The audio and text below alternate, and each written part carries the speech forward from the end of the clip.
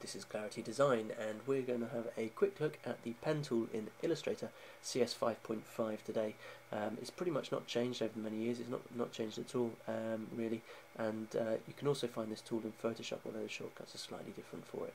So click on there. If I want to draw a straight line, it's very easy. Left click, put a dot down, left click, putting a dot down, and that gives me a straight line. You can see that I've got smart guides on at the moment. That's the green lines you're seeing appearing.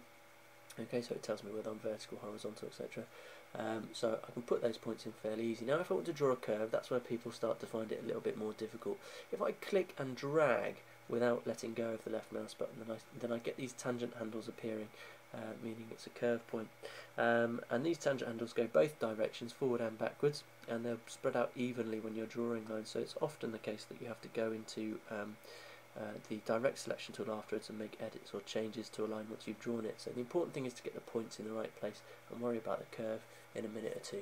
So I can hold that straight by pressing shift, and I can hold that on horizontal, vertical, or one of the diagonals, so you can see how that's working.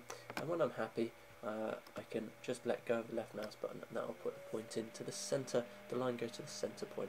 Okay, so my next point down here, if I put it pretty much down here like that, it's going to draw a fairly even curve for me, and I can just even that up later on, and I can finish this off if I want to. Now, to finish a curve, all you need to do is draw right round to the spot there. I'm not going to do that. Maybe I don't want a closed shape, maybe I want an open shape. If I press Control, that allows me to click somewhere else and deselect that, and I can start drawing a new line. Okay, if I didn't press Control there, if I just try to click somewhere else, obviously the line's going to continue, and that's not what we want. I just press Control Z to go back on that so you can see what happened there. So, however, if I've got a new line like this and I do want to join it up to a line I've already got, all I need to do is go over to the, you see it disappearing because of the white, it's got a white fill to it. So, there we go.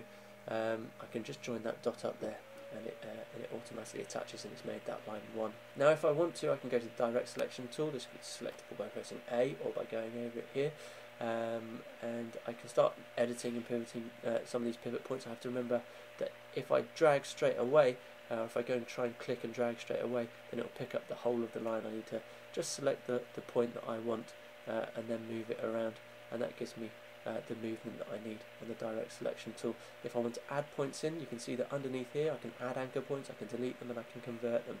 I can also access most of those from the pen tool, so you can see as I hover over the line it turns to an add, or if I hover over a point it turns to a minus.